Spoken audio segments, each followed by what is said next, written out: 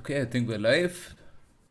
Namaste and welcome to another edition of the Bharatvaarta Weekly. Thank you so much for joining us on this lovely Sunday morning. I have with me Abhishek Paul and Srivatsa Subarna to run you through all of the news and events of this week. Uh, Quite a lot of sporting action this week. What's up? Yeah, I mean, the Copa America final was in the morning. Messi finally gets the proverbial monkey off his back by winning an international tournament with Argentina, who played phenomenally well. I thought I caught some of the highlights. Uh, and I mean, now I think everyone who thinks that he can't, perform when it matters for the country will shut up, hopefully. There's a World Cup next year, so looking forward to that as well. It'll probably be a swan song of sorts from international football, and I hope as someone who likes Argentinian football a lot that they actually go ahead and win. It's been a while since they won the World Cup. Yeah, for sure. I mean, and there's the Wimbledon today as well, right? Abhishek?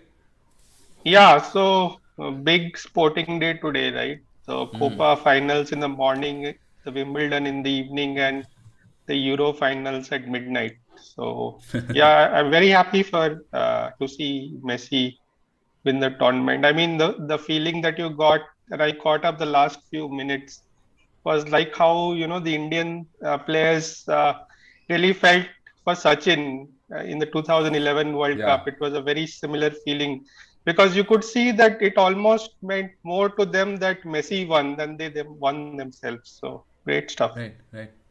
Yeah, fantastic. Plenty to look forward to today. All right, on that note, let's get started. We put out a couple of really interesting episodes, I thought, last week, right? One was on social media and regulation, which I think is a very pertinent topic because, off late we don't just see, debate on social media, we see debate about social media, right? Abhishek, what do you think about this episode with Gabbar Singh?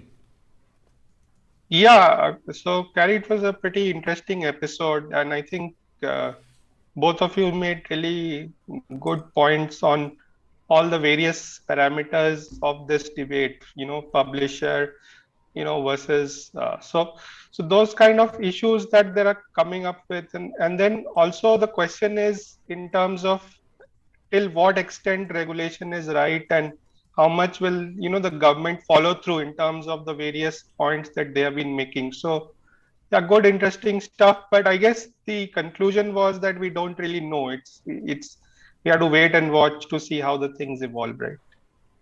Yeah, it's very new and it's very nascent, right? So things are still evolving, I suppose, but interesting times ahead for sure. And then, I mean, I really, really like this, Future of America kind of episode we did with Velina and Ruchir. Both of them are coming from slightly different perspectives, right? So Velina is obviously a geopolitical expert, and then Ruchir is coming from a more of a policy and a social perspective. I thought it was super comprehensive to begin with. I always find this geopolitical stuff, all the various machinations, running the world, really, really interesting. And if you are like me, I mean, you're in for a treat. I mean, it's 90 minutes of solid insights and, good masala, as they would say, right? So, yeah, do check out both these episodes. All right. We also have tons of other stuff coming up. To begin with, this earlier this week, the center announced the formation of a cooperation ministry under Shri Amit Shah. The newly formed Ministry of Cooperation will be headed by Shri Amit Shah and will aim to strengthen the cooperative movement in the country. The importance of doing so was stressed by the Finance Minister Nirmala Sitharaman ji. Vatsa, what do you think of this? There's been a lot of mixed reactions. I think both sides have sort of got it wrong, right? I mean, so the supporters of the government feel that this will mean that the some of the states will be kept in order, whereas the people against the government feel that this will be again for the same reasons, right? That this is an overreach by the center, and federalism will not work, right? So what is the purpose of this Ministry of Cooperation, and how do you think this will pan out? So, to begin with, I think one of the things is that this is kind of similar to the agricultural reforms that we had last year. So I expect, good level of controversy, but this time again, it will be restricted to different states. So the thing with the cooperative movement is that it kind of predates independence. And one of the things is that there were a lot of local cartels who kind of controlled prices, and the producers, the kind of people who dairy producers, farmers, all of these guys, they never got a good and fair price. So that's the history and genesis behind the cooperative movement, right? Now the thing is that there are state laws that govern cooperatives, and there was an attempt made during the Vajpayee government in 2002 to regulate cooperatives that operate across states. Now, while all of that has happened, the money for cooperatives comes mainly from the center, and state governments stand as guarantee, for the equity capital that's raised. The thing is that the cooperative movement has been successful in very few states. So states like Karnataka, Maharashtra, Gujarat, uh, partly Kerala and West Bengal, but that's about it, right? And one of the reasons is different regulations across states, and also regulation of cooperatives is different from how other entities are regulated. uh, in some cases it's more lax, like it was with the banks. The cooperative banks had pretty lax regulation. I mean, PMC, which went down, had 70% of its loans given to one company, HDIL, Yeah. which would not have happened in the normal scenario. I mean, a normal bank regulated under RBI would never have been allowed to do something like that. Now, what the essence of this law is to strengthen regulation, make it more uniform across the states, right? Make it easier also for cooperatives to be to operate across states. Now, according to me, this does a few things, right? One is it ensures consistency of regulation. Just as we had, with the farm laws, there were disparate laws across states. Some states didn't have an APMC, some states only had APMC, and so on. The other thing it does is it guarantees that regulatory outcomes are more predictable. In case there are issues, there is arbitration needed, and so on. I also think that this will open up new avenues of funding for rural innovation. So there are a lot of, for instance, agri-tech startups that operate today. There's no reason why more innovation in agriculture can't come from rural India. The biggest sort of reason why it's not happening, I think, is lack of funding and lack of capital. And I think some of the private capital that comes into startups is possibly afraid of getting into rural startups and so on, or even people who want to set up cooperatives, is because there's no clear, like, regulatory sort of body at an umbrella level uh, today. And I think so rural innovation should benefit, but I also think that there should be something in the regulations that come up to protect individuals who come together to form these cooperatives. uh, there is obviously the political angle to it. Amit Shah himself cut his political teeth in the cooperative movement in Gujarat. Uh, Cooperatives act as sources of funds for political parties, members, and so on. They're also, the chairmanships are kind of given as political favors to people who cannot be accommodated in the cabinet and so on. But having said all of that, I think the cooperative movement in a country like India, where still half the people, possibly live in rural India, need some sort of standardized regulatory support. And I think that's what the plan with this entire setup is. We just have to wait for the regulatory structure, etc., to come in. But overall, I think it's a good move. And just as with the agriculture laws, if the states don't like it, they don't actually have to implement it. I think the only thing that will happen is the central money will come in with some conditions, which is fair enough, right? At the end of the day, the center is giving money to the states. It will do so on its terms and conditions. Right. Yeah, we discussed this in fair amount of detail in the episode on the cabinet reshuffle. right, which we'll talk about at the end. In more changes, the Department of Public Enterprise has now moved to the Finance Ministry from the Ministry of Heavy Industries. This move should help expedite the sale of public service undertakings and facilitate further privatization of big government properties. Further, it is supposed to bring in operational efficiencies in public service enterprises through strategic investment, ensuring a greater contribution to the economy. Abhishek, what do you make of all of this, and how do you think this could impact one of the favorite Twitter topics, disinvestment? Yes, Carrie. So, as you said, the whole idea seems to be that by moving the Department of Public Enterprises (DPE) under the FinMin, this will help in expediting and facilitating privatization, right?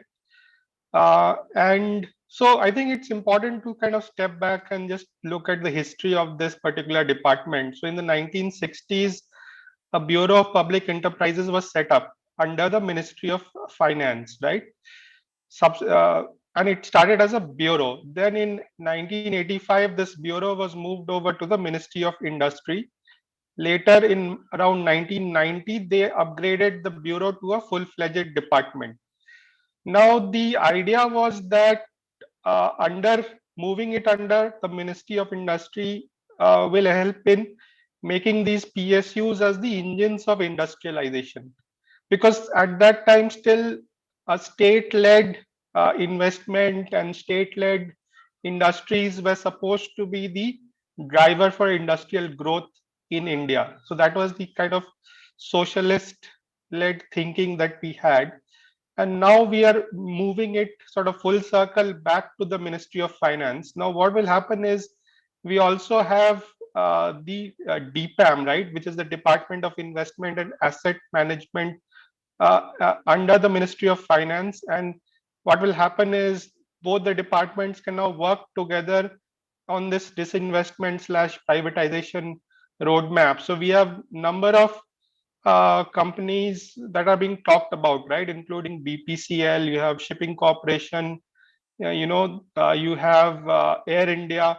So all these companies could possibly Yeah. have disinvestment or privatization. And just a sort of small trivia, the Department of Investment and Asset Management is actually nothing but the erstwhile disinvestment department, but they have now done the branding to call it investment. That is, it allows public to invest in it rather than saying, the government is disinvesting. Nice. All right. Moving forward, Kerala is one of the few states with a high number of COVID-19 cases in India still, and the past few weeks have been certainly pretty tragic actually. The state has been reporting a daily COVID-19 case ranging between 10,000 to 15,000 without any dip. Although Kerala's daily COVID-19 cases remain high, it has been plateauing since mid-June, while other states are witnessing a decline. Health experts say that Kerala was largely able to contain the sudden spike by slowing down the pandemic's curve. As of July 7th, Kerala has administered 1.51 crore doses of COVID-19 vaccines, covering about 43% of the population above 18 years with a single dose and only 14% with two doses. What's up? What are your thoughts? The Kerala mystery, right? Okay, there's one interesting bit of trivia about Kerala. Kerala has not had less than 1,000 COVID cases since 3rd of August 2020. Wow. And that too, 2nd of August was a Sunday, so lower tests, hence lower kind of number of cases. So actually, it probably goes back to some time in July last year that there are less than 1,000 cases a day. Now, Kerala in itself, when they started, they seem to have gotten in front of the problem with contact tracing. They continue to have very low death rates, testing and so on. But the one thing is that they have a very high positivity rate. So it's not just the number of cases. At 10.5%, they are third or fourth in terms of positivity rate. And the only other states which have, a higher positivity rate are states in the northeast which have very low population. So if you add the three states that have a higher positivity rate, their population will be probably 65, 70 lakhs, not more than that. And Kerala is at 2.5 crores. Uh, I think somewhere they have, I think, dropped the ball when it comes to contact tracing, which is why you continue to see higher cases. Um, Kerala again, North Kerala depends a lot on Karnataka, right, for Hmm. medical facilities, uh, and so I mean, while the overall infrastructure may be good, but I don't think it's sufficient to deal with the volume even now. There was a controversy last year when Karnataka sort of blocked the border, and it created a huge problem for people in Kerala. On the positive side, I think the vaccination numbers are pretty good. They've vaccinated about, I think 1.5 crores have received at least one dose. uh, the data again needs to be analyzed because the death rates have gone up significantly in the second wave in Kerala. For a long time, Kerala did not have even 100 COVID deaths in a day, but of late that number seems to be increasing steadily. So that data needs to be looked at to understand why this is happening. I think for Kerala to get over this, they definitely need to ramp up testing. I mean, states like UP went up to 3.5 lakh tests a day, and now are seeing, you know, number of cases in three figures consistently. That to low three figures, and that has happened only through door-to-door testing. So they definitely need to test a lot more. There is one hypothesis that people in Kerala are more likely to get tested when they get symptoms, because of which you see higher numbers. Again, there's no way to either confirm or deny it, but I would take that with a pinch of salt. Having said all of this, because the death rate is low, uh, things still seem to be under control. But I think they definitely need to make sure that uh, there's more COVID appropriate behavior, because that a lot of cases seem to be stemming from that. They don't have very crowded cities. The population density is very low.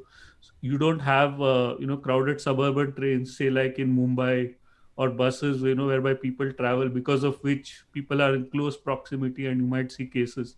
So they definitely need to do two things, which is ramp up testing and enforce COVID appropriate behavior. Uh, Obviously, at worst case scenario, they'll go for lockdowns. Although there's no evidence that lockdown works, right? Lockdown only kind of delays the slow of COVID. Yeah, for sure. Well, hope the cases come down. On that note, the Moderna COVID 19 vaccine has been authorized for emergency use by the Drug Controller General of India under an emergency use authorization, or EUA as it's known. Moderna's COVID 19 vaccine became the first messenger RNA jab and the fourth overall to be authorized for emergency use during the pandemic. It is the first foreign vaccine to get approval under the government's revised norms for accelerated regulatory clearance of COVID 19 vaccines. Moderna's local partner, Cipla, has been granted an import license as well. Abhishek, seems like people have one more choice right now. But Moderna is slightly different, right? It's that whole mRNA technology, which people have very mixed views about that. What do you make of it?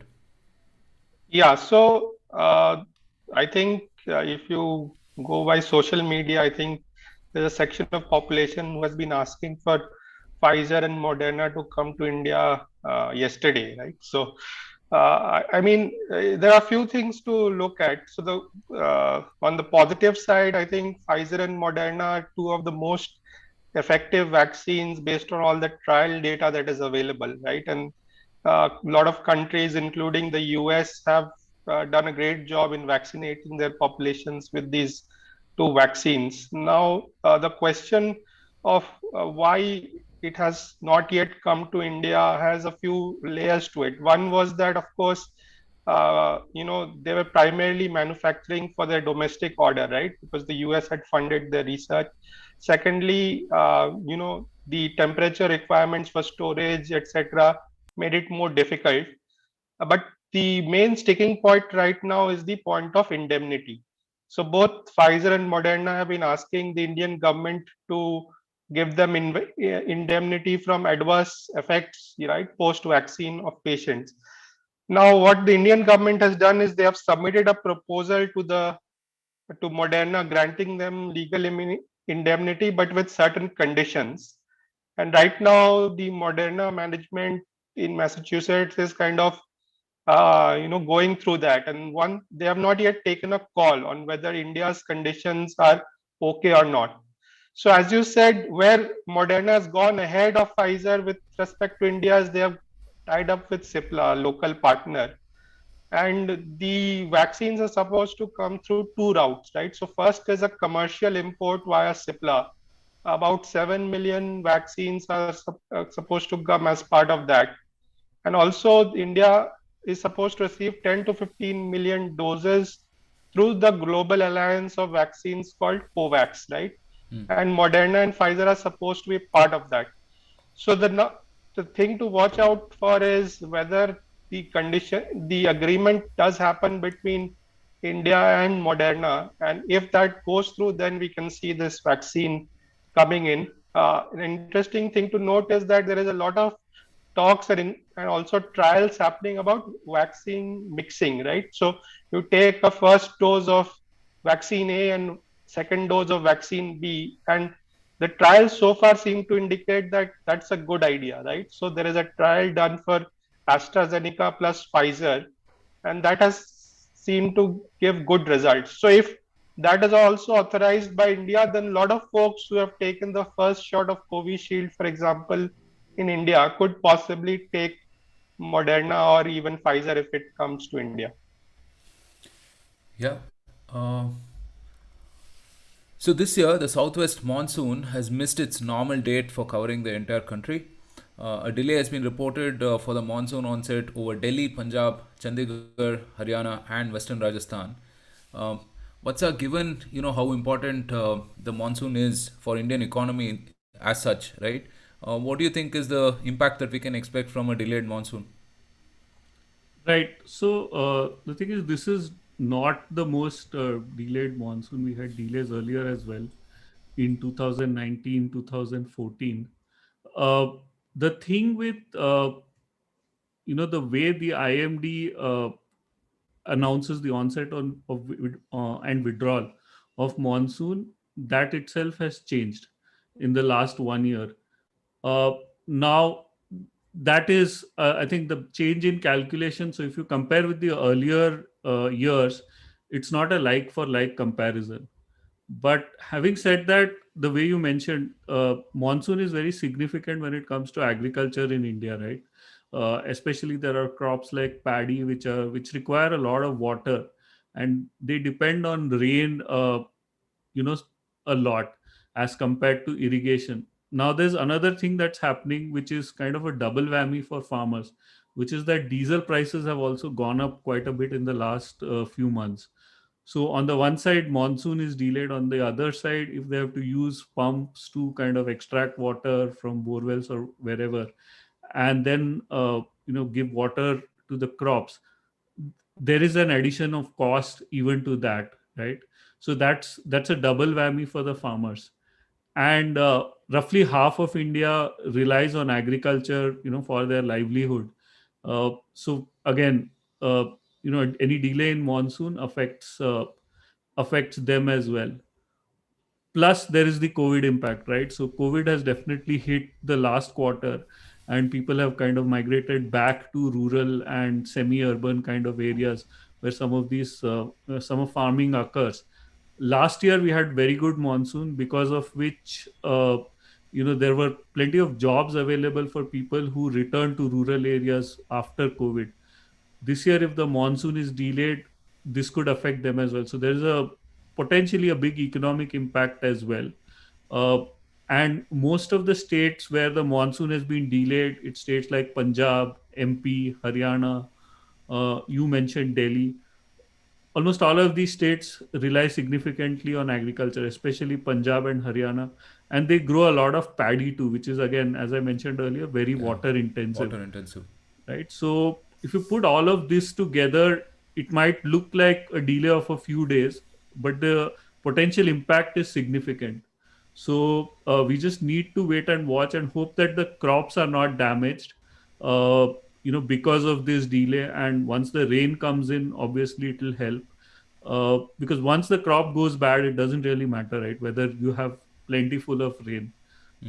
It's a sowing cycle which starts, and water has to be available at certain points. There is other things like moisture in the soil which increases because of the rain and so on. All of these affect growing of crops. So net I think we just need to wait and see what the impact is, because it's more than just impacting a few crops. There's a lot at stake economically as well. Yeah. No, and as you mentioned, it's also a mix of everything, right? The diesel prices going high, and then general slowdown due to COVID and stuff hangs in a everything hangs in a pretty delicate balance. So, all right, to round things off on a more optimistic note, Manipur was finally connected to the Indian railway network after a passenger train entered the state for a trial run. So this was a pleasant surprise to me. I had no idea this was, that Manipur was cut off, right? Seems like such a significant achievement, right? Here we are talking about, some margin edge cases with infrastructure here and there, but this is such a significant thing that, Manipur is finally connected to the Indian railway network, right, Abhishek? Yeah, and you would be surprised to know that even Nagaland, Mizoram, and Meghalaya are pretty much not yet connected, but work is ongoing, similar to what's happening in Manipur. So, just to give you an idea, so the main project is called a Jiribam Imphal project, right, with rail project. And Jiribam is on the edge of Manipur, on the Manipur-Assam boundary. And this project has been going on for decades now. In 2008, it was declared as a national importance project, but still it's about to finish only now. But why is it so difficult? A, the terrain is really tough, right? You have to actually build about 150 bridges and 50 plus tunnels, to get this project through. There are militant organizations all around. In fact, Territorial Army Battalion helps out in the construction process by giving safeties. And then you have inclement weather and all that. So it's a really challenging project for Indian Railways. Right now, what has happened is a trial run happened from Silchar in Assam to a spot in between called Wangi Chunpao, and but the it's expected to be fully complete by 2022, when the state capital in Imphal will also get connected. So, and if you read more about it, a lot of records in terms of some of the highest bridges in the world for a railway being part of this project. So very interesting, and I would say praiseworthy stuff happening here. Yeah, fantastic. And apparently, Mizoram and Nagaland also will be connected by March of 2023, right? So, Yeah. very, very significant So development happening. Abhishek, are you ashamed as a society that it has taken so long for this to happen? Yeah, of course. Yeah, we should all travel to the Northeast. Fantastic Yeah. place for sure, right? All right, so that brings us to the end of the news for this week. We have a couple of super interesting episodes coming up, right? And we have a very comprehensive analysis, almost a 1 hour analysis of the cabinet reshuffle with our resident political expert Rohit Jayaraman, right? You guys have heard him on multiple Bharatvaarta podcast, slicing and dicing numbers, constituencies, giving super interesting macro political perspectives. And Rohit was at his best talking about the cabinet reshuffle, right? Was this an underperformance? Was this a talent management thing?